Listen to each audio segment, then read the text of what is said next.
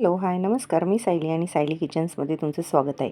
असं नाही की कोकणात फक्त मासे, मटण, चिकन खाल्ले जाते, तर शाकाहारीमध्ये खूप असे टेस्टी आणि डिलिशियस पौष्टिक असे पदार्थ बनवले जातात. त्यातलाच एक पदार्थ म्हणजे कुळीथ पिठी. चला तर मग पिठी करूया. त्यासाठी मी इथे रेडीमेड गगनगिरीची कुळीथ पिठी घेतलेली आहे. त्यात चवीनुसार मीठ, मसाले आणि हळद घातलेली आहे. तुम्हाला आवडत असल्यास गरम मसाला आणि धना पावडरही घालू शकता. त्यानंतर इथे पिठी कालवण्यासाठी मी 1 ग्लास पाण्याचा वापर केलेला आहे. बघा, कढईमध्ये तेल घेतलेले आहे मी 2 चम्मच आणि तुमच्या आवडीनुसार तुम्ही पिठी कमी जास्त करू शकता. जसं आता इथे मी 2 माणसांसाठी बनवते म्हणून 2 मोठे चमचे पिठी घेतलेली आहे. त्यानंतर 1 कांदा आणि 7 ते 8 पाकळ्या ठेचलेलं लसूण घालून छान फोडणी घेतलेली आहे. कांदा छान लालसर होईपर्यंत भाजलेला आहे. त्यानंतर त्याच्यामध्ये कुळथाची पिठी भिजवलेली होती ती घातलेली आहे आणि अजून 1 ग्लास आपण पाणी घातलेलं आहे.